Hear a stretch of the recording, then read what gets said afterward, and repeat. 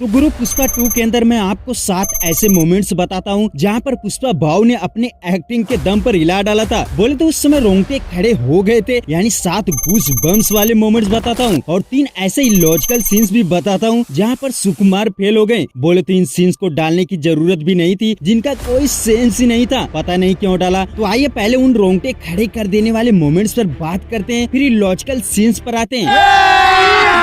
अभी मजा आएगा ना भिड़ो। वेल आपने जापान वाला सीन देखा होगा। अब मैं पूरे जापान वाले सीन को लेकर बात नहीं करूंगा, सिर्फ एक मोमेंट की बात करूंगा जब पुष्पा भाऊ इस बंदे को उठाकर ऊपर ले जाता है और उससे ये पूछता है कि बता तेरा बॉस कौन है। तो अपने बॉस हिरोशी का नाम लेता है, बट पुष्पा बोलता है कि नहीं तेरे बॉस का बॉस कौन है। यानी पहले तो उसके बॉस के बारे में पूछ रहा था, बट जैसे वह बॉस का नाम बताता है तो पुष्पा भाऊ के अंदर भी अकड़ आ जाती है और फिर जैसे बोलता है ना, मैं है तेरे बॉस का बॉस, मैं है सबका बॉस, मैं ही है boss, Pushpa the boss. Pushpa है तो धंधा है, दुनिया में चाहे कहीं भी रहूं मैं झुकेगा नहीं साला। और ये बोलकर जो माहौल क्रिएट करता है ना, पूरा भौकाल मचा दिया था थिएटर में। ये था गूस बम वाला मोमेंट। बोले तो पुष्पा का स्वैग और बोलने का स्टाइल यहीं पर सबका दिल जीत लिया था। तो दूसरे मोमेंट पर आते हैं। तो भाई पुलिस स्टेशन वाला सीन पूरा का पूरा मजेदार था, बट गूस बम मोमेंट तब आया जब पुष्पा को पता चलता है कि इसके आदमियों को शेखावत ने बहुत बुरी तरह से मारा है और शेखावत का यहाँ पर सबसे ज्यादा पावरफुल परफॉर्मेंस लगा था। और भी एक जगह था, उस पर आगे बात करेंगे। तो इस सीन में पुष्पा को बर्दाश्त नहीं होता अपने मजदूरों का घाव देखकर, तो वह जब फैसला लेता है कि मुझे अब सारे मजदूर चाहिए और उन्हें ना छोड़ने पर पूरे पुलिस वालों को खरीद लेता है। तो ये सीन देखकर बहुत मजा आया था। तो अब आते हैं तीसरे सीन्स पर। तो गुरु वैसे तो भंवर सिंह शेखावत का मुझे तो बहुत ज्यादा चीज पसंद नहीं आया, बट कुछ जगह सुकुमार ने उन्हें फायर की तरह प्रेजेंट किया था। जैसे कि इस सीन में जब पुष्पा अपना 2000 टन का माल नदी के रास्ते ले जाने की कोशिश करता है। पहले तो पुष्पा शेखावत को चकमा देने की कोशिश करता है, बट शेखावत अपना दिमाग लगाकर उनका पीछा करने लगता है और जिस स्टाइल और स्वैग में शॉर्ट गन से फायर करते हुए ट्रक को गिराता है ना, ये सीन पूरा गूस बम लोडेड था। बोले तो यहाँ पर भंवर सिंह शेखावत एक हीरो की तरह काम करता है और अकेले ही पुष्पा का माल पकड़ लेता है। ये अलग बात है कि पुष्पा उससे भी 2 कदम आगे की सोचा था, बट एक पल के लिए उस टाइम सब मान चुके थे कि शेखावत ने माल पकड़ लिया। अब फोर्थ मोमेंट पर आते हैं। तो भाई ये मोमेंट सबसे ज्यादा बढ़िया लगा था जब शेखावत झूठी खबर फैलाता है कि हमने असली माल पकड़ लिया, तो सिंडिकेट के सभी लोग भड़क जाते हैं। तो पुष्पा को बुलाया जाता है और गूस बम मोमेंट तब आता है जब एक बंदा बोलता है कि मंत्री जी इसने बोला था कि माल पकड़ा गया तो सिंडिकेट छोड़ देगा, इससे कहो घर जाए। और फिर पुष्पा जिस अंदाज में गुस्से से बोलता है ना, मैं बोला ना वो लकड़ा लाल चंदन का नहीं है, आए बात तेरे खोपड़ी में नहीं घुसती क्या?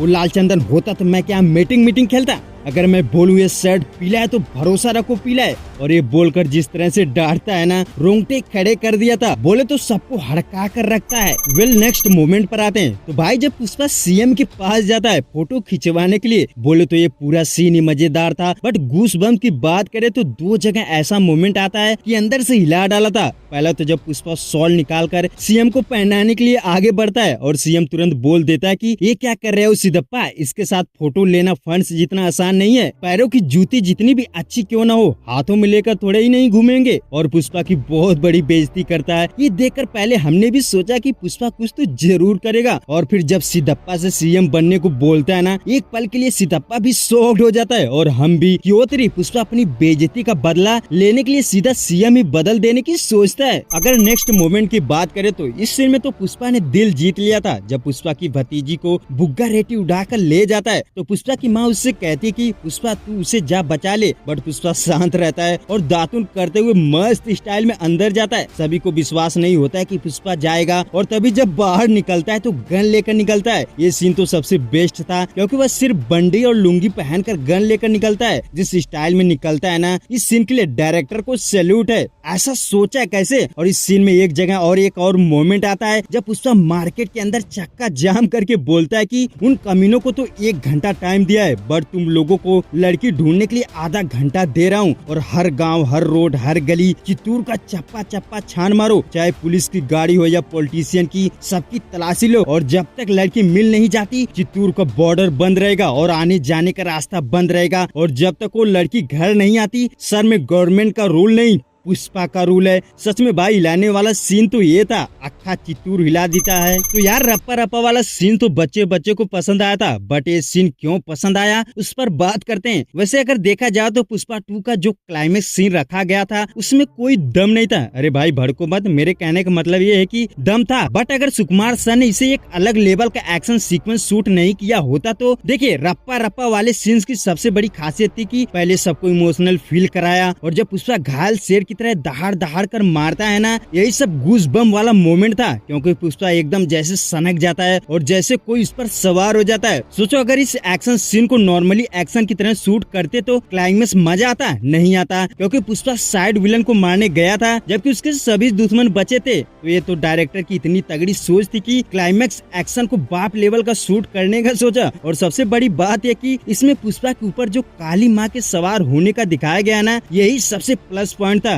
और इसी वजह से पुष्पा भाव की एक्टिंग और निखर कर आती है, क्योंकि वहाँ पर पुष्पा को एक अलग ही रूप में दिखाना था, जैसे कोई सवार हो गया है। वेल ये तो रहा पुष्पा 2 के कुछ गूज बम्स मोमेंट। अब आते हैं उस पॉइंट पर जहाँ पर पुष्पा मेकर्स फेल हो गए, बोले तो इलॉजिकल सीन्स जिसे दर्शकों ने पसंद नहीं किया। सबसे पहले पॉइंट पर आते हैं। इस सीन में जब पुष्पा सॉरी बोलने के बाद जब उसे गिल्टी फील होता है कि नहीं मैंने गलत कर दिया, तो वह दोबारा आता है और शेखावत को धक्का मारकर पानी में गिरा देता है, तो पेशाब भी करता है। तो ये सब शेखावत अपनी आंखों से देखता है, और जब बाहर निकलता है तो वह बड़ी नॉर्मली से नथुलाल से बोलता है कि मैं अंदर पानी में कैसे गिरा, और फिर नथुलाल बताता है कि गाड़ी ने ठोका। फिर शेखावत बोलता है कि ये तो सॉरी बोलकर चला गया था ना, फिर से क्यों आया। सोचो इसकी इतनी बड़ी बेइज्जती होती है, बट वह कॉमेडी टोन में पूछता है और फिर झटके से गुस्सा होता है। और जब जक्का रेड्डी बताता है कि पुष्पा पुलिस वालों से दुश्मनी बढ़ाना नहीं, तेरे पास हमारा करोड़ों का माल पड़ा है, तो वहीं पर शेखावत हंसने लगता है। हंसा तो ठीक है, बट कार्टून जैसी एक्टिंग करने लगता है। और वहीं जब दाक्षायणी बोलती कि घोड़ा चलाने का जिगरा नहीं इसलिए कहानी सुना रहा है, और फिर शेखावत बोलता है कि इसने मैंने मारा क्या, मैं तो मर गया ना, मैं भी इसे मारूंगा नहीं, लेकिन ये रोज मरेगा। जबकि इससे पहले वह खुद गन से मारने के लिए छटपटा रहा था और तुरंत पलट जाता है। वही दूसरे इलॉजिकल सीन्स पर आते हैं। तो जब शेखावत पुष्पा का माल पकड़ नहीं पाता तो उसकी एक बार फिर बेइज्जती होती है, और यहाँ पर जब पुष्पा इससे इशारे से बातचीत कर रहा था तो शेखावत को यहाँ पर बहुत ज्यादा कार्टूनी दिखाया जाता है। वह बच्चों की तरह हंसता है और व्यवहार करता है, और यही नहीं